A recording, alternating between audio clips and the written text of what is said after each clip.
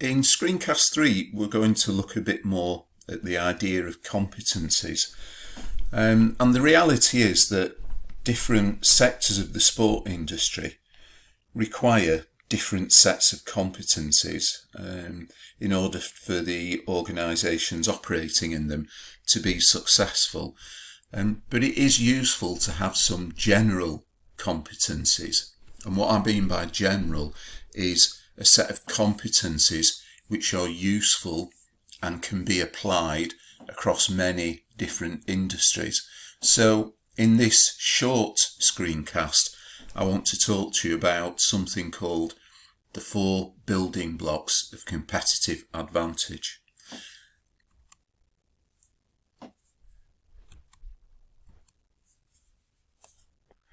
So the 4 building blocks are a concept discussed by Charles Hills and Gareth Jones in their book Strategic Management. You can see the hyperlink at the bottom of the page. This book is available on the University Library Gateway as an electronic book. So if you want to read more about this, you can click on the hyperlink. But the 4 building blocks of competitive advantage can be applied across almost any business, really. And the building blocks are superior efficiency, superior quality, innovation, and superior customer responsiveness. Now, these 4 building blocks combined can be a source of competitive advantage for an organisation. So let's think about this. Superior efficiency means being better at managing your costs. Yeah, so you do things efficiently. So really this is about managing costs or maximising outputs in relation to inputs. Yeah, getting the most out of your business. Okay, so superior efficiency is about really managing costs and being able to do that better than your competitors. If you're able to do this better than your competitors, your costs will be low. This means that you can charge either a lower price or charge an industry average price with a higher profit margin. Superior quality is about doing everything you can to add valuable features, and this can be quality of materials, design, equipment in your gym, technological features of your sports equipment, better instructors, providing the latest activities in your gym, really trying to do everything you can to add quality to your product. And quality can mean features, design, branding, use of technology. So using some of these things to try to improve the quality of your service or your product. And this allows you to charge a price, a higher price, which customers think is good value given the quality of the product or service that you are offering. Now, innovation, superior innovation. Now, innovation can work in 2 ways. You can innovate to reduce your costs to become more efficient. So you can have a culture of innovation around efficiency, or you can have a culture of innovation around superior quality. You can innovate in your design, in your branding, in the technological features of your products to allow you to charge a higher price. So more features, better looking, allows you to charge a higher price. Innovation in terms of efficiency might mean you use technology to allow you to manufacture or produce your service more cheaply. Yeah. So innovation means you have a culture of innovation which allows you to do things differently and better. You can also innovate in customer responsiveness. So customer responsiveness is where you give the customer what they want, and there are different ways of doing this. If you are in an industry where customers want things at good value and at a low price, then this could be combined with superior efficiency. So if you can become more efficient to meet customer demand for cheaper products, then there's a relationship between this. But if you innovate to produce superior quality services which are required by your customers, this can also lead to competitive advantage. So in any industry that we think of, it's easy to see that innovation, superior efficiency, superior quality, and superior customer responsiveness can all give the business an advantage. Now, what you can see in this competitive advantage square in the middle here is that this talks about low cost and differentiation. I want to talk about this more in week 3's lectures when we talk about business level strategy, but let's just think about a quick example here to illustrate a point. So I've mentioned previously, and we'll talk again next week in week 3, about low cost as a business model. So low cost gyms in the UK, in Europe, in the USA, and possibly in Hong Kong, although I don't know enough about the market in Hong Kong. Low cost gyms are gyms which offer membership from a price as low as around about 200 Hong Kong dollars per month.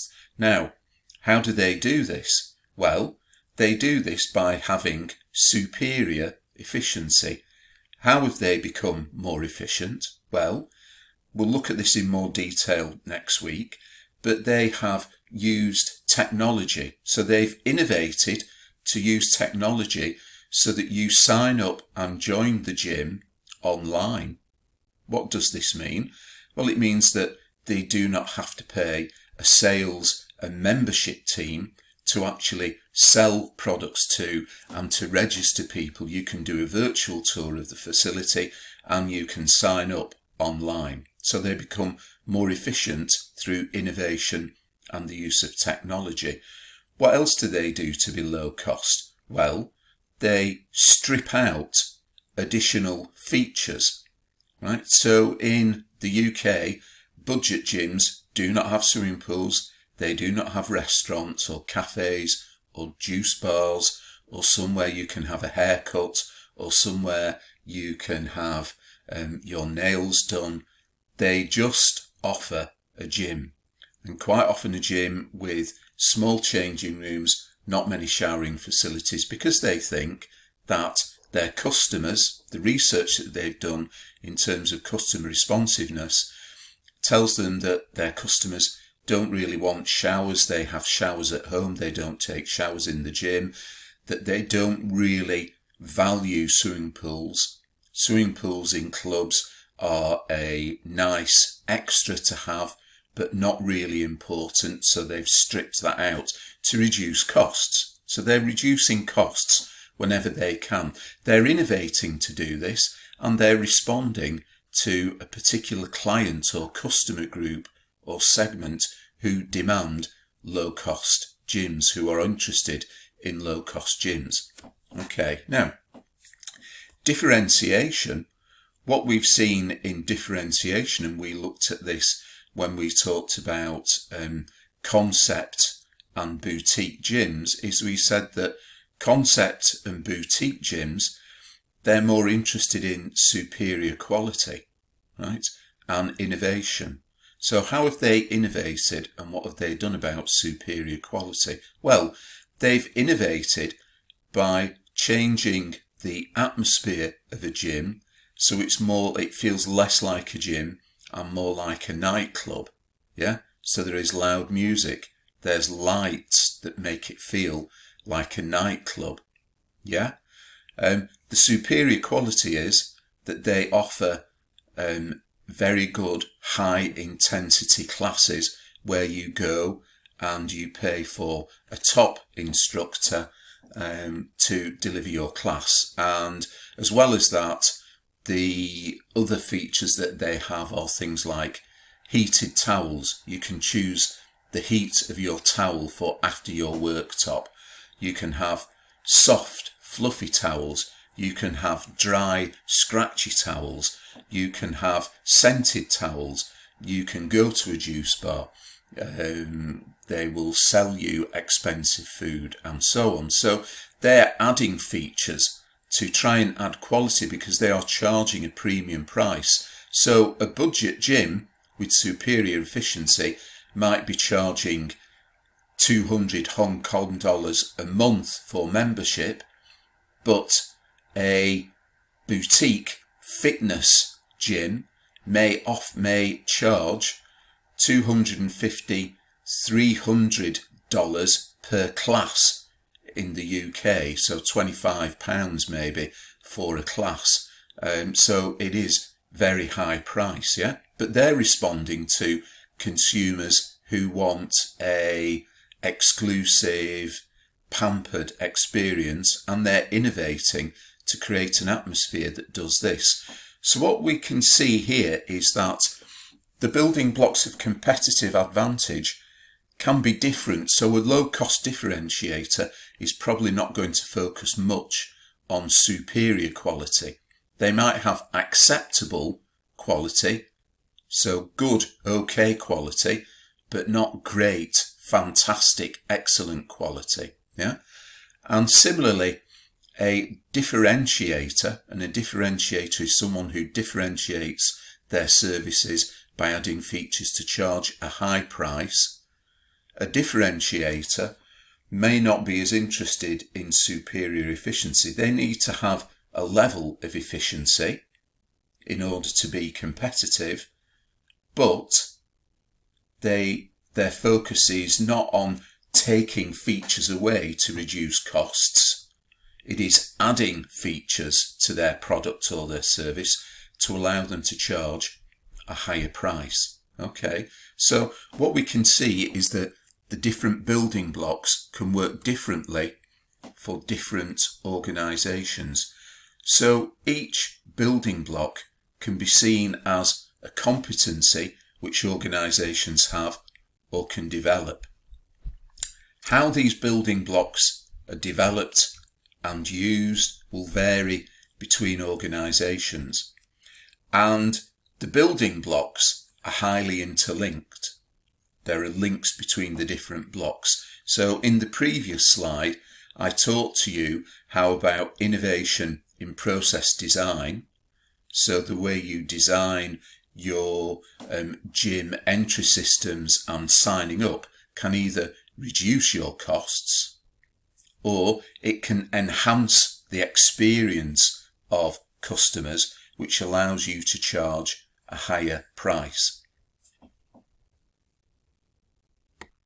So that is the end of this screencast, but it was worth introducing it to you because we will talk again about this in more detail in week 3 of the study school when we talk about business level strategy, because business level strategy is about how an organisation chooses to focus either on low cost using superior efficiency and innovation to meet customer needs, and differentiation.